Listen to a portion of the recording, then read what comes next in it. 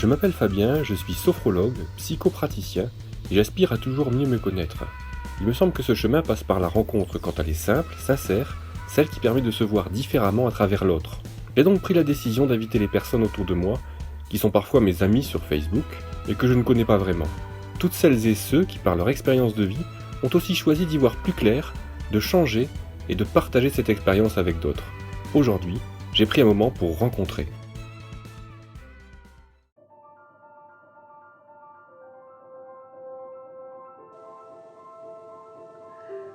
Bonjour à toutes et à tous. Dans l'émission Un moment pour se rencontrer aujourd'hui, j'ai Anne qui est mon invitée, avec laquelle on va parler de communication non violente.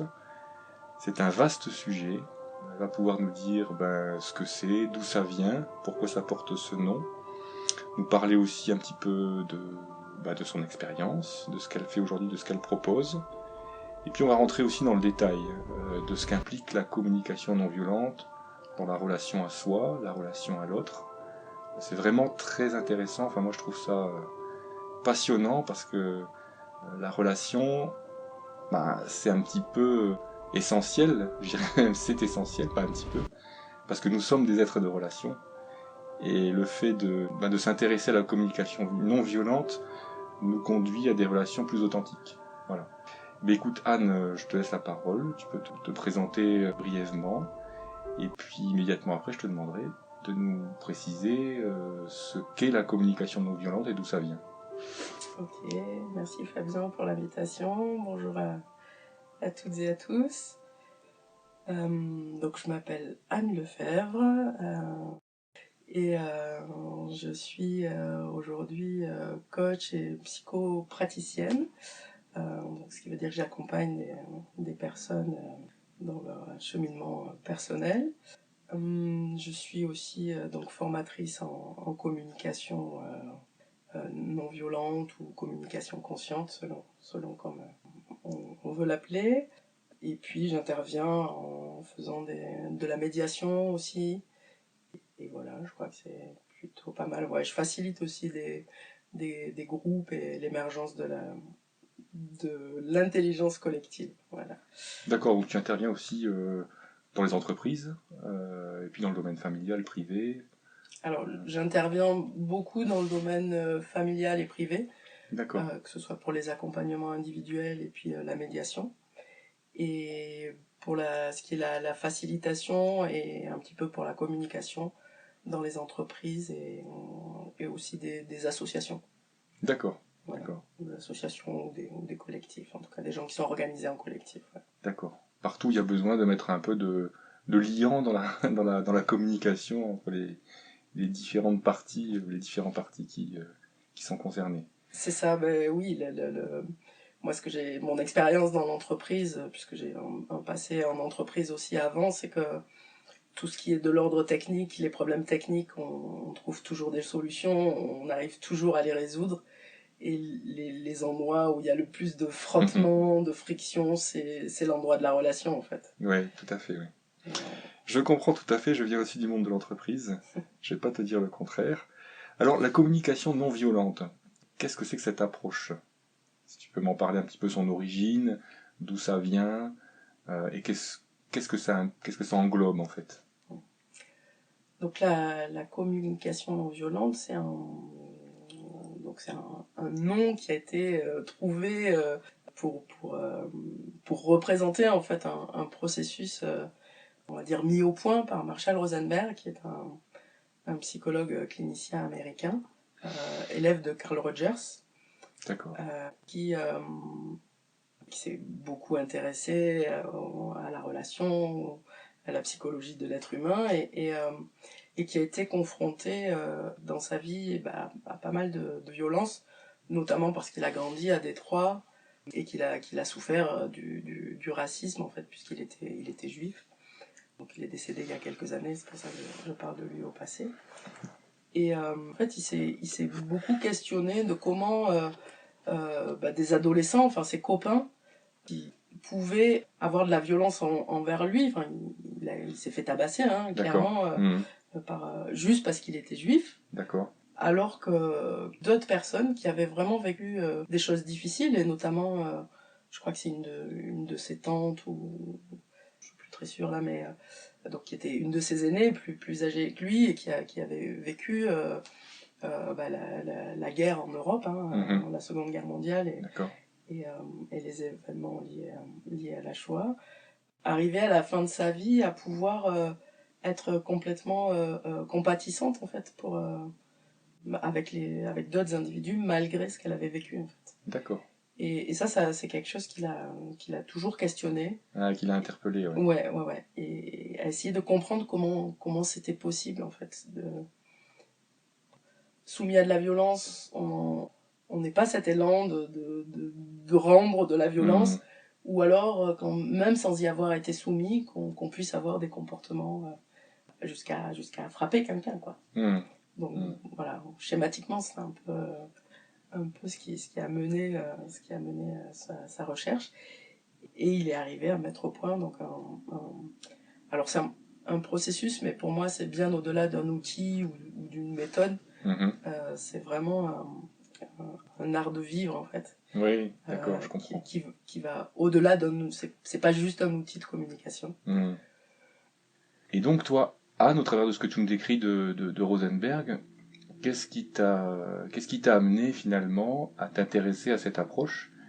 Est-ce qu'il y a quelque chose dans ta vie en fait qui à un moment donné t'a fait t'interroger, t'interpeller sur le sens dans la communication à l'autre, la communication à toi, enfin tout ce que tu as décrit qui a pu interpeller Rosenberg lui-même dans son enfance face à l'agressivité, la violence? Qu'est-ce qui s'est passé pour toi dans le fait qu'aujourd'hui tu pratiques cette méthode ou cet art de vivre? Pour moi, il y a deux points d'entrée en fait par rapport à la communication non violente. La première était comment réussir ma vie de couple. D'accord. Ça a été un point important de voir en fait autour de moi comment les gens qui étaient en couple, enfin les personnes en couple depuis un certain temps, pouvaient à mon goût être dans une forme de communication assez dure en fait. Et comme j'avais du mal à pouvoir me relier au fait que les gens vivent de l'amour en fait, dans la manière de s'exprimer les unes envers les autres. Et ça m'a beaucoup interpellée. Et le jour où moi j'ai démarré une vie de couple stable, on va passer sur mon passé amoureux, mais voilà, ça a vraiment été une question comment faire en sorte de rester en lien finalement avec cet amour qui circule quand on démarre une relation. Qui unit deux personnes. Oui, tout à fait. Ouais. Donc ça a été un premier point d'entrée. Et notamment parce que ma compagne de l'époque s'est formée à la communication non violente et l'a ramenée à la maison. Donc du coup, voilà, ça a été mon premier contact avec la communication non violente. Et puis ce qui m'a vraiment décidé à aller me former et à plonger, c'était aussi une époque où j'avais pour projet de reprendre une entreprise dans laquelle il y avait 13 personnes. Et j'étais en situation de management et de direction dans cette entreprise. Et je voyais que malgré plein de bonne volonté chez moi, il y avait plein d'endroits où il y avait des tensions avec mes collaborateurs, où j'avais vraiment des difficultés à faire passer mon envie de donner de la place, qu'il y ait une collaboration vraiment où que chacun puisse s'exprimer complètement. Et dans ce projet de devenir chef d'entreprise, j'avais vraiment cet élan à créer un environnement où il y ait de la collaboration et où chaque employé puisse trouver une vraie place en fait. On passe tellement de temps à travailler et c'est quand même un endroit où les relations sont vraiment importantes. Et je trouvais, moi, et je trouve toujours qu'il y a beaucoup de violence relationnelle, je trouve, dans le monde du travail. J'avais envie d'essayer de faire autrement qu'avec les modèles que j'avais, en fait. Et comment tu décrirais l'avant et l'après? Entre le moment où tu ne connaissais pas cette approche, où tu as où tu as découvert cette approche, ce que ça a changé dans ta vie, finalement, et dans ta relation aux autres. Alors, ce que ça a changé deux choses. La première, c'est que je crois que j'ai réussi à développer une qualité d'écoute Mhm. et qu'aujourd'hui, je suis capable d'écouter davantage que la personne en face de moi me dit vraiment. Alors, pas en permanence évidemment, hein, je reste humaine avec mes failles et mes difficultés, mais même parfois quand elle utilise un langage que moi je trouve agressif ou de savoir déjà que c'est pas dirigé contre moi, que c'est juste une manière tragique. Peut-être elle a pas les moyens de le dire autrement au moment où elle le dit, de la manière Mhm. dont elle le dit, et du coup Mhm. d'avoir développé une capacité d'écouter au-delà des mots en fait, D'accord. d'écouter l'intention, d'écouter ce Mhm. qui est vraiment important pour la personne dans son expression. Mhm. Et puis donc ça c'est tourner vers l'autre avec du coup moi aussi une manière de pouvoir m'exprimer, voilà, où j'ai conscience que dans la manière dont je vais dire les choses, je peux générer de l'agressivité chez l'autre, ou de la réaction, en tout cas des réactions, même si j'ai pas la télécommande hein, de la personne en face de moi, mais en tout cas, je sais d'avance qu'il y a des manières qui vont pas favoriser le fait que la personne elle-même puisse entendre le message que j'ai envie de lui délivrer. Ouais. Donc, du coup, dans mon expression, ça a aussi modifié des choses. Et la base de tout ça, c'est que le premier axe, quand je suis rentrée dans ce processus de communication non violente, c'est que ça m'a permis de comprendre ce qui se passait pour moi, en fait. Ah oui. Et que même avant de pouvoir m'exprimer, je vais faire un retour vers moi et même pour pouvoir écouter, je vais faire un retour vers moi et observer qu'est-ce que ça me fait, ce que la personne en face me dit, voilà, et mettre de la clarté sur mes émotions, mes pensées, mes Mhm. besoins. Mhm. Et du coup, bah, on en parlera après, mais ce processus de communication non violente, je vais d'abord me l'appliquer à moi en fait.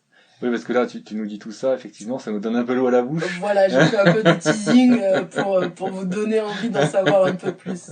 Et c'est vrai que c'est un thème qui est passionnant. Alors, tu parles de ton expérience personnelle, et c'est important parce que on peut aussi se reconnaître à travers ce que tu dis, dans la relation intime, la relation Mm. amoureuse, mais aussi la relation professionnelle, la relation familiale, et puis la relation à soi, tu l'as dit juste avant, c'est important. Alors si maintenant on rentre un peu plus dans le vif du sujet, dans l'approche elle-même, la communication non violente, comment faire de cette approche, enfin comment y adhérer, Mm. comment ça marche, Mm. s'il y a, s'il y a un mode d'emploi pour communiquer de façon non violente, alors je veux dire non violente entre guillemets, parce que cette violence on la sent pas toujours et on n'en est pas toujours conscient, Tout à fait. ni, Ouais. ni dans la manière dont on exprime soi, ni dans la manière dont on exprime l'autre, Mm. et ce qui se passe entre les deux. Enfin, voilà, toutes ces interactions très complexes dans la relation, au travers de cette approche, permet certainement d'y voir plus clair, Mm. en tout cas d'entendre mieux, sans parler des yeux, mais parler des oreilles. Voilà, je te laisse développer un petit peu l'approche dans son essence pour la rendre accessible à nos auditeurs. Mm. Déjà, ce que j'ai envie de dire avant de voilà, développer l'approche, c'est que la première, la chose qui est vraiment la plus importante pour moi, c'est la question de l'intention. Mhm. L'intention, quand je suis en relation avec quelqu'un, finalement, que ce soit avec mon boulanger ou que ce soit avec ma partenaire ou que ce soit avec mes collaborateurs, quand je rentre en relation, quelle est mon intention ? Mhm. Est-ce que j'ai envie d'avoir raison ou est-ce que j'ai envie de me relier en fait, de créer une connexion où il y ait de la compréhension, où les deux individus existent en fait. Et ça, c'est vraiment pour moi la base. Et c'est en ça que je disais que c'est pas juste un outil tout à l'heure, que c'est plus un art de vivre. Parce que s'il s'agit juste d'imposer ma vision des choses à l'autre, pour ça, j'ai pas besoin d'outils en fait. Des outils contondants, c'est ça? Voilà, c'est ça, ou avec un marteau pour bien que ça rentre. Voilà. Et pour ça, le processus est tout simple. C'est vraiment quelque chose de tout simple qui consiste en quatre étapes, quatre lettres qu'on appelle OSBD. Donc O qui veut dire faire des observations sans jugement. D'accord. Le S qui est dissocier, différencier les pensées des sentiments ou émotions. D'accord, mais alors le S, c'est pour sentiment. D'accord, sentiment, voilà. ok. C'est pour sentiment. Le B, c'est pour la partie des besoins. Ce qui est intéressant, c'est de différencier les besoins profonds et ce qui sous-tend toutes nos raisons d'agir ou de parler, des moyens d'action. D'accord. Différencier voilà, la manière, l'identification des besoins et la manière de les nourrir, en fait. D'accord. Voilà. Ça, c'est une des différenciations clés assez importantes dans la communication non violente. Et la quatrième étape, c'est l'étape de la demande, d'où le D, qui est de faire des demandes différentes des exigences. En tout cas, avoir de la clarté sur la différence entre une demande donc qui peut ouvrir un oui ou un non, par exemple, alors que dans une exigence ne supporte pas un non. Voilà. Donc de vraiment différencier ces deux choses. Et à partir de ce processus-là, qui est un processus que je vais commencer à moi faire en interne, je vais pouvoir exprimer de manière la plus authentique, en étant la plus respectueuse de ce qui se passe pour moi, exprimer à l'autre, en fait. Et écouter aussi à travers ce filtre-là de ces 4 étapes. Quand quelqu'un me dit quelque chose, essayer de distinguer les observations et les jugements, distinguer la différence entre les pensées et les émotions, pour aller découvrir le cœur, en fait, de ce que l'autre essaie de me dire, qui sont les besoins, en fait, qui sont ce qui est tellement important dans ce qu'il essaie de me dire. Voilà, et peut-être qu'il pourra lui me faire des demandes, ou moi l'aider à formuler une demande précise et concrète, avec cette idée de pouvoir l'un et l'autre se rendre la vie plus belle, en fait. Ah oui. Il y a pour moi, le fait de rentrer en relation, et Marshall Rosenberg disait que dans la communication, on exprime deux choses. Soit une demande, s'il te plaît, aide-moi à me rendre la vie plus belle, ou alors un merci, puis une gratitude sur comment ce que tu fais pour moi, ça contribue. Est-ce que ça passe... parce que j'entends plein de choses dans ce que tu dis, et effectivement, j'aurais envie de dire plein de choses. J'entends quand même que dans la relation, celui qui s'exprime, en tout cas, a besoin de se sentir reconnu, voire presque exister, à travers l'écoute de l'autre. Quelque part, la capacité d'écoute a vraiment une grande importance dans le fait de laisser la place à l'autre d'exister tel qu'il est, parce que finalement, si on interrompt, si on intervient, si on conseille, si on fait tout un tas de choses voilà, qui viennent mettre un terme à l'expression de l'autre, c'est peut-être une façon qui aura comme conséquence, en tout cas, pour l'autre de se renfermer ou de ne pas tout dire, de sentir qu'il ne peut pas tout dire, ou que l'autre en face n'est pas capable de tout entendre. Et ça va peut-être à ce moment-là limiter la communication, quelque chose d'un peu plus superficiel, qui dans le cas d'une écoute plus profonde aurait permis d'avoir une relation plus authentique. Voilà, quelle place tu donnes à l'écoute dans cette approche de la communication non violente? Ouais, moi aussi j'ai envie de dire plein de choses quand je t'entends, quand j'entends ta question. Dis-moi ce qui compte le plus pour toi alors. ouais, mais je vais répondre à la question, j'ai juste envie de mettre une attention sur le fait que je suis pas responsable de comment l'autre va ressentir les choses. D'accord. Et en même temps, effectivement, c'est ce que je disais au début, hein, je vais avoir conscience que la manière dont je vais m'exprimer va avoir une influence, c'est l'interdépendance. Enfin, D'accord. ce que je fais ou je dis, c'est jamais neutre. Donc voilà, c'est en ça aussi qu'on est des êtres interdépendants les uns des autres. Pour répondre à ta question, pour moi, clairement, il y a deux positions. Soit je suis en train de m'exprimer, et effectivement, quand je m'exprime, c'est que j'ai quelque chose de tellement brûlant qui se passe à l'intérieur de moi que j'ai envie de le partager avec toi. Et du coup, c'est le pendant, c'est l'écoute. Donc pour moi, la relation, elle est faite de ça, d'expression et d'écoute.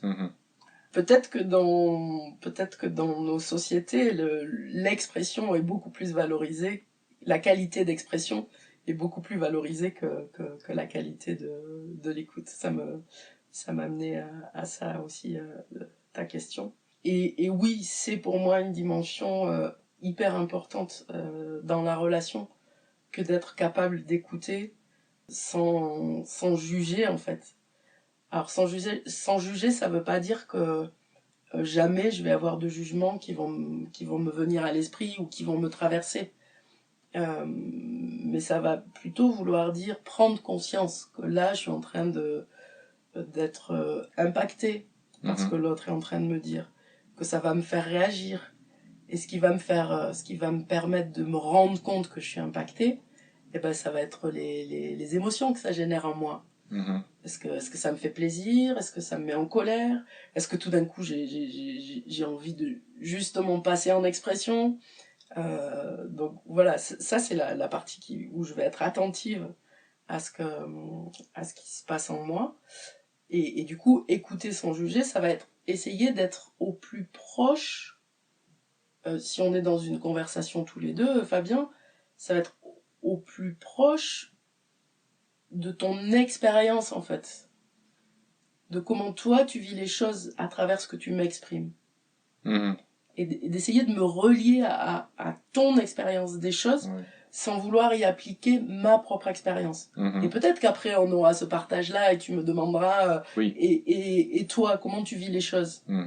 Et là, c'est là où on est dans un échange. Ça veut dire que le temps où tu t'exprimes, ou le temps où je m'exprime et que tu écoutes, tu es en même temps consciente des propres réactions qui t'animent à mesure que je parle et que je dis peut-être des choses qui vont soit t'irriter, soit te faire plaisir. Et pour autant, tu gardes cette qualité d'écoute en étant relié à toi. C'est pas un exercice facile, ça. Et non, ça se travaille. Ça se travaille, c'est pour ça qu'on fait des stages, c'est pour ça que... Enfin, quand je dis on, c'est les personnes avec qui je partage la communication non violente. C'est pour ça qu'on organise des groupes de pratique pour s'entraîner, pour se muscler. C'est l'apprentissage, c'est un apprentissage, ouais. Après, certaines personnes font ça assez naturellement et assez spontanément, hein, mais c'est Thomas d'Azinbourg qui le dit souvent dans ses formations, que la qualité d'écoute est une dimension hyper importante à la relation. Il n'y a pas que l'expression. Souvent dans communication, on entend l'expression. Comment je vais m'exprimer. C'est ça. Mais pour moi, il y a vraiment les deux parties. Et la troisième composante, c'est celle que tu disais, c'est le retour vers moi. Donc soit j'écoute, soit je m'exprime, soit j'écoute ce qui se passe à l'intérieur de moi, quoi. En gros, c'est les trois endroits où on peut être dans la relation. Dans ces stages d'initiation à la communication non violente, et pour permettre à nos auditeurs d'avoir une idée ou peut-être de les aider à commencer cette pratique dans leur quotidien, qu'est-ce qui est mis en avant en premier? Quelle est la première étape, en fait, pour se diriger vers cet art de vivre, cette approche? Alors là, je dirais que ça peut dépendre un peu des formateurs, puisque donc il y a vraiment des bases communes chez les formateurs de communication non violente certifiés. Il y a un engagement avec des bases vraiment communes. Et parfois, pour le démarrage, il y a des approches un peu différentes.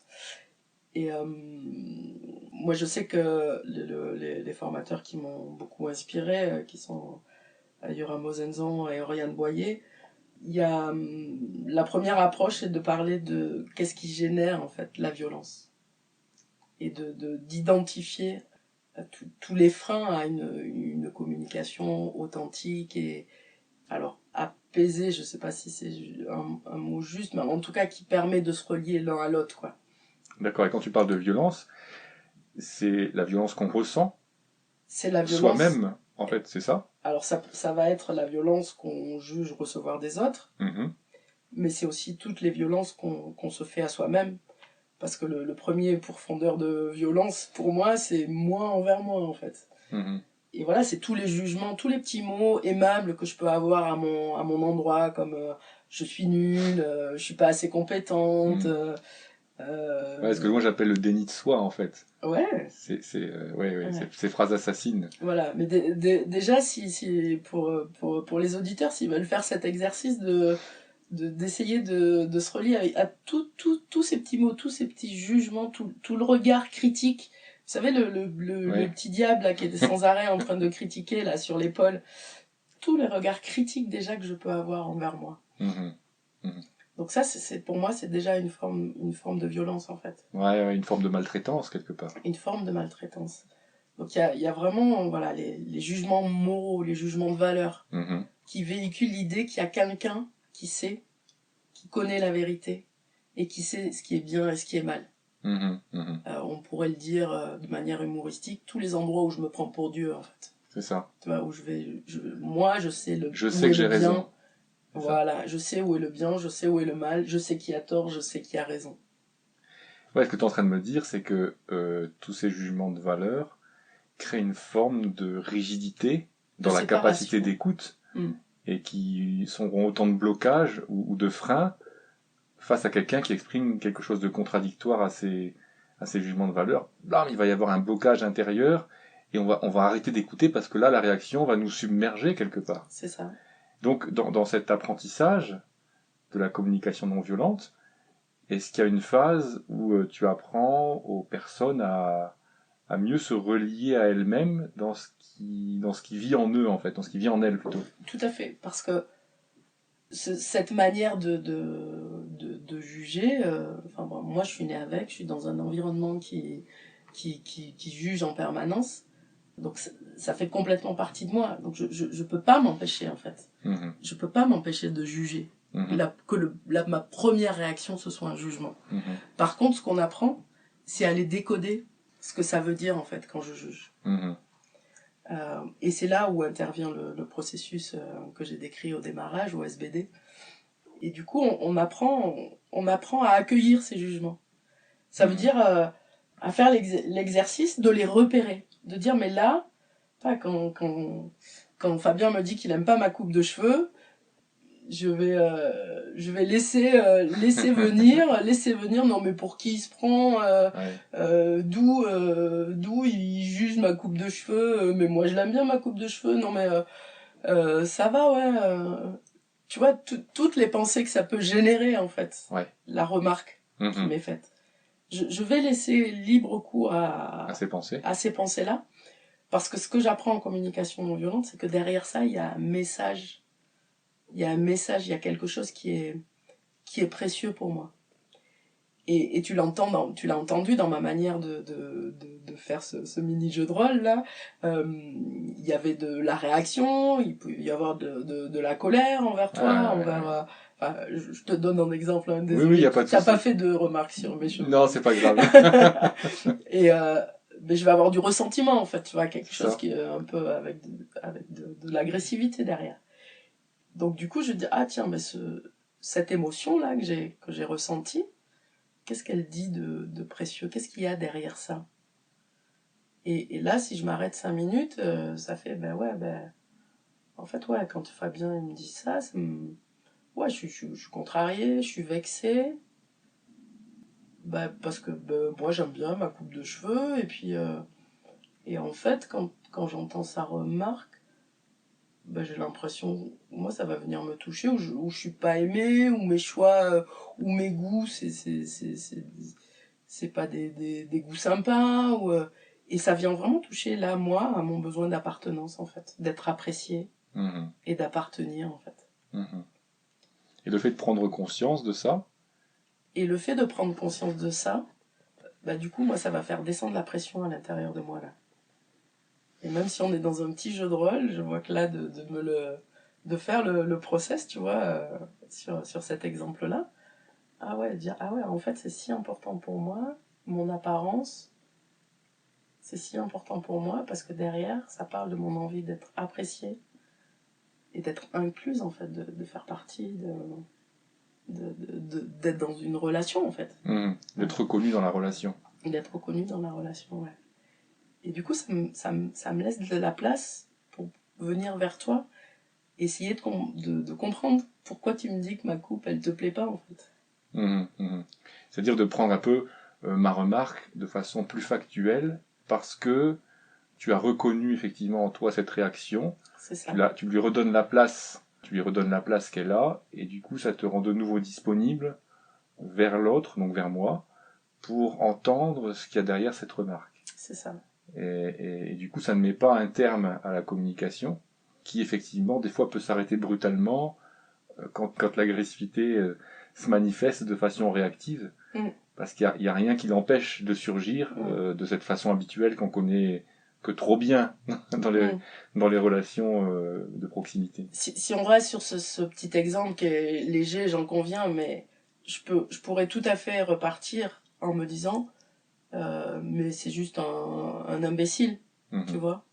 Et si je repars juste, si je m'arrête à ça, ben voilà ce qui est dans la relation entre nous. C'est ça. Et même si je me dis, bon, c'est pas très grave parce qu'on va avoir d'autres échanges qui vont être sympas, il y a quand même ce petit truc-là qui va rester et qui va laisser une trace, en fait. On en travers de la gorge quelque part. C'est ça. Et ce qui est incroyable, c'est que la mémoire ne l'oublie pas. Voilà. et cette petite trace, elle va créer une petite... Alors, c'est un petit exemple, enfin, un exemple léger. Donc ça va être, je le considère comme une petite trace. Mais du coup, ça met une petite distance entre nous deux. C'est ça. Voilà. Et ça, peut-être qu'un jour ou l'autre, je vais te le faire payer.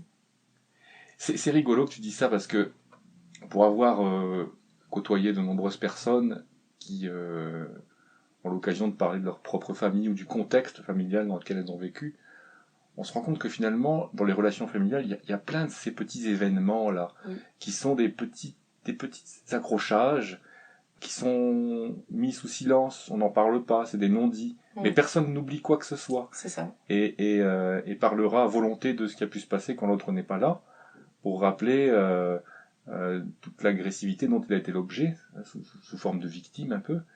Et moi je me dis, mais waouh, dans les familles, c'est comme ça, mais finalement, est-ce que c'est pas ce qui finit par donner des guerres au niveau de la société, pour des malentendus qui n'ont pas clairement été exprimés et qui pourrissent quelque part à l'intérieur et qui finissent par faire germer une violence plus grande?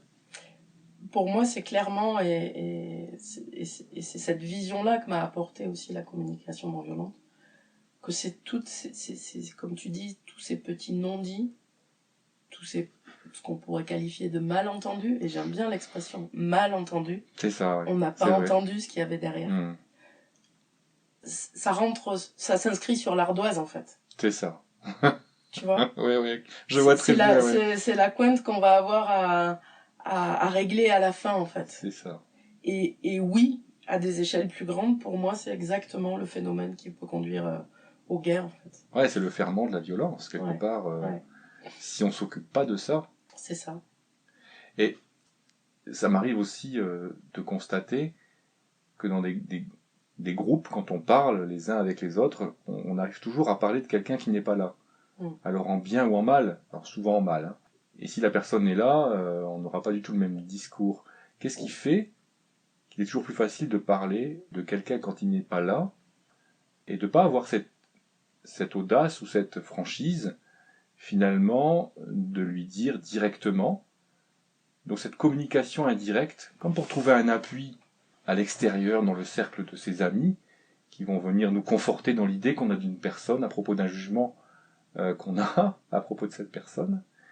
Et finalement, on n'ose pas crever l'abcès en allant voir la personne et lui dire peut-être ce qu'on a sur le cœur, et ce qui lèverait certainement le malentendu, comme tu dis, et qui permettrait à cette ardoise de s'effacer progressivement plutôt que d'en faire une accumulation insensée. Qu'est-ce qui génère cette façon de se fourvoyer ou de ne pas se confronter?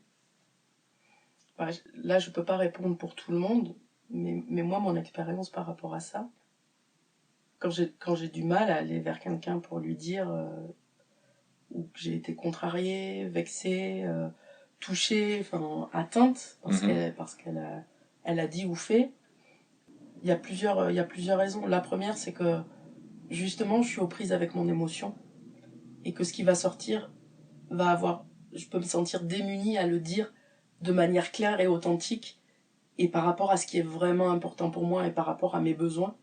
Hein, c'est le terme qu'on utilise en communication non violente. Et du coup, j'ai cette conscience que ça va avoir une conséquence, la manière dont je vais m'exprimer.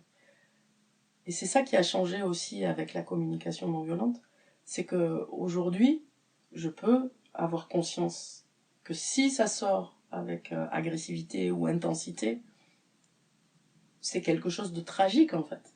Parce que si je vais vers la personne pour le lui dire, c'est bien que mon intention, c'est d'essayer de rester en lien et en relation avec cette personne.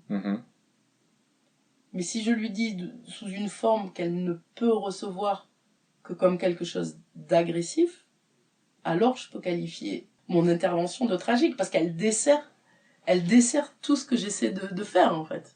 Alors, si j'entends ce que tu dis, est-ce qu'il y a une technique simple ou accessible à nos auditeurs qui permet d'entrer en contact avec quelqu'un quand on a quelque chose à lui dire, qui est un peu sensible pour nous, mais au fond qu'on a besoin d'exprimer parce qu'on voudrait être entendu? Est-ce qu'il y a une façon plus juste d'exprimer les choses pour faciliter le processus d'écoute de l'autre? Pour moi, la première chose, c'est de parler de moi, et pas de parler d'elle. D'accord. Si je commence en disant à cette personne, ce que tu as fait, c'est mal, la manière dont tu t'es comporté, c'est mal, enfin, imagine si je te dis ça, est-ce que ça te donne envie de m'écouter? Alors on se sent tout de suite accusé, en fait. Voilà. Ok.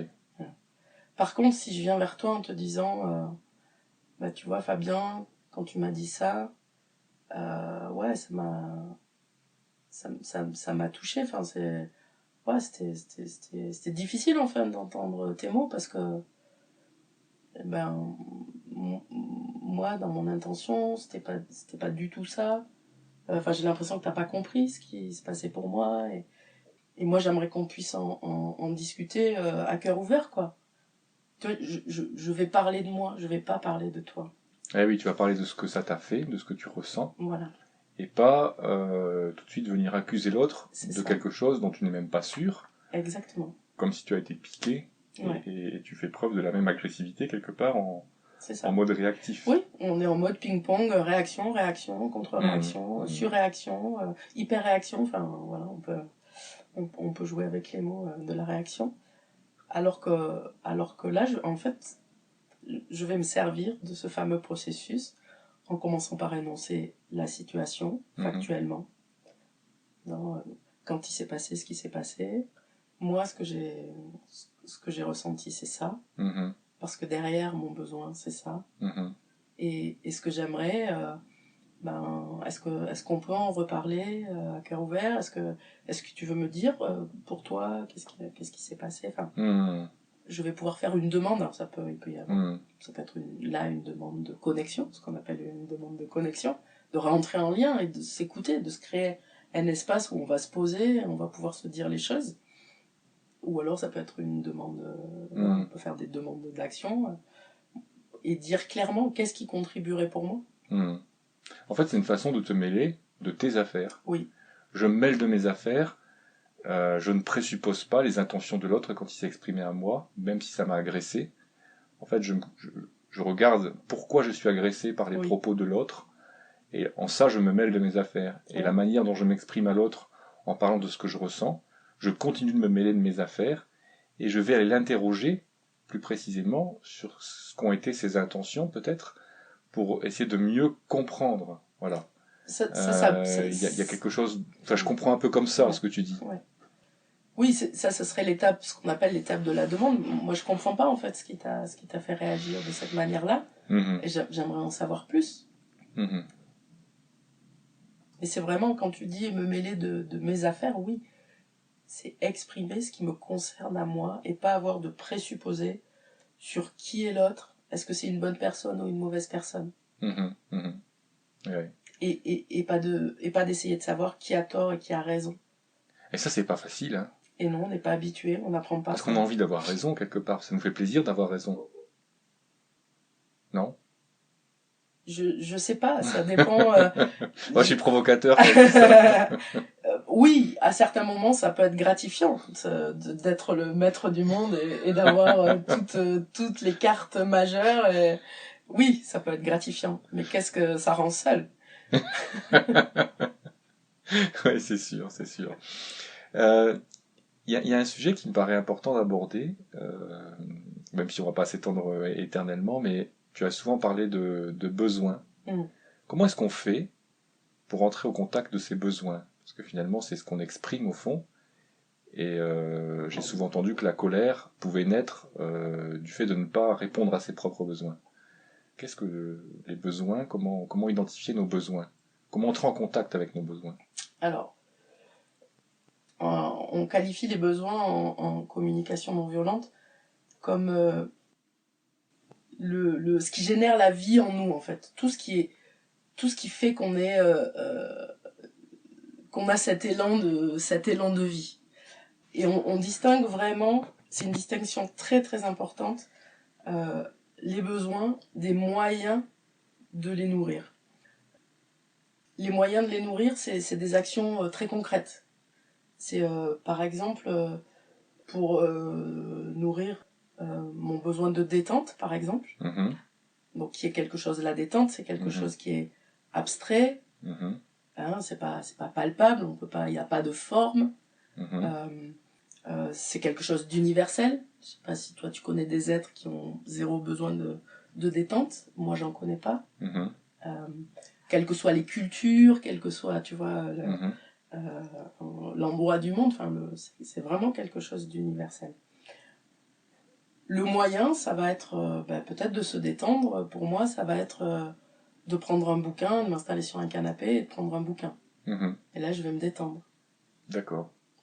Peut-être pour toi, je sais pas, ça va être de faire du yoga, par exemple. Ouais, pourquoi pas. Ouais. Pourquoi pas. Pour d'autres personnes, ça peut être d'aller courir. Ouais. Voilà, donc on vraiment... Ça, c'est la distinction qu'on fait entre les besoins et les moyens de les nourrir. Donc il y a d'autres éléments, mais ça montre aussi que dans la définition des besoins, il y a quelque chose d'hyper vaste en fait. Si je suis attachée à un seul moyen, si je confonds mes besoins et le moyen, je crée de la rareté en fait. Oui. Si pour moi me détendre, si je suis accrochée à l'idée que me détendre, ça passe par lire un bouquin, toutes les situations où je vais vivre un besoin de souffler, tu vois, on peut l'exprimer de différentes manières, et que je peux pas accéder au fait de lire un livre. Au fait de lire un livre, ben là je vais vivre une certaine frustration. Enfin, je vais pas pouvoir vivre cette détente. Alors que si je me relie au fait, ok, qu'il y a 10 000 moyens en fait de vivre de la détente, et parce que même moi concrètement, ma stratégie préférée c'est peut-être de prendre un livre, mais aller marcher dans la campagne, c'est aussi pour moi un moyen de me détendre. Aller boire un verre avec des amis, c'est un moyen de me détendre. Tu vois, et là du coup, je réouvre 10 000 possibilités de venir nourrir mes besoins. Comment est-ce qu'on fait pour élargir le champ du possible? Parce qu'effectivement, tu exprimes un besoin, le fait de te détendre, et puis l'idée qu'on a à propos de ça, et l'habitude qu'on a eue d'avoir certains actes pour nous détendre. Là, tu parles du fait de lire, là, ça va être de fumer ou de boire pour ressentir une forme de détente. Comment est-ce qu'on fait pour ouvrir le champ des activités à la détente dans l'expérience? Bah, pour moi, ça passe par déjà cette prise de conscience qu'il y a une différence entre le moyen. Oui, ça c'est important, oui, voilà, effectivement. entre le moyen Et la fin. Le besoin, l'envie, enfin le moteur, enfin qu'est-ce qui se passe Est-ce qu'on est ramené au corps là? Oui, c'est ça. Qu'est-ce qui se passe concrètement dans mon corps? Merci, c'est exactement ça. Tu vois, je pensais des par rapport aux besoins de détente. C'est une sensation corporelle. Et oui, c'est ça. C'est vraiment ça. Déjà d'avoir cette conscience-là. C'est-à-dire que si je suis en mode de pensée, je veux me poser pour lire un bouquin, la détente, elle est loin d'être acquise, là. Tu vois, c'est comme une pression, là, tu vois. Alors que si je me dis, ah, ok, en fait, là, j'ai juste besoin de me détendre. Et tu vois, rien que là, rien que de me mettre au contact, en fait. C'est ça. Je suis déjà en train de vivre le truc. Tout à fait. Ouais. Donc ça, c'est vraiment un des aspects qui est abordé dans les ateliers ou les stages que tu peux animer pour aider les personnes à cet art de vivre de la communication. Oui, on va proposer comme dans un atelier, tu vois, des situations qui vont permettre d'expérimenter cette différence entre le moyen et ce qui est vraiment à l'intérieur de moi, quoi, ce qui est exprimé par mon corps, en fait. Ouais, tout à fait. Alors, on se rend compte, en fait, que la communication non violente, c'est très, très, très vaste dans toutes ses ramifications, dans toutes ses implications, qu'on peut finalement aller très, très loin, qu'il y a une forme de sagesse, enfin, moi, que je trouve vraiment très intéressante et très concrète. Alors, c'est vrai qu'on peut pas, en parler pendant des heures, parce qu'il s'agit pas moi, je pourrais, hein. Oui, effectivement. Et ces sujets sont passionnants. Si pour finir, tu pouvais, peut-être donner un titre d'ouvrage que les gens pourraient s'approprier s'ils sont intéressés par la communication non violente et tout ce qu'on a dit à ce propos aujourd'hui. Quel ouvrage tu pourrais leur conseiller? L'ouvrage de référence, c'est l'ouvrage de Marshall Rosenberg. D'accord. Donc les mots sont des fenêtres, entre parenthèses, ou bien ce sont des murs. D'accord. Voilà, qui est vraiment... j'espère que je l'ai dit dans le bon sens, qui est l'ouvrage de référence où Marshall Rosenberg décrit toutes les étapes, il donne des exemples, il donne des petites pratiques aussi pour commencer à expérimenter. Après, il y a un ouvrage de Thomas d'Azinbourg qui dit, le titre c'est Cessez d'être gentil, soyez vrai. Oui, d'accord. Voilà. Alors je mettrai ces titres de livres à la fin de l'interview. Il en a fait une version bande dessinée aussi. D'accord. Qui s'appuie sur son expérience personnelle. Et c'est déjà pas mal pour démarrer. Bon, en tout cas, merci de t'être prêté à cette interview, de nous avoir éclairé sur la communication non violente et la manière pratique de la vivre au quotidien, quelles que soient nos relations. J'espère que ça aura donné envie aux personnes d'en savoir un peu plus et puis de lire les ouvrages dont tu as parlé. Et puis voilà, je te souhaite un bon retour.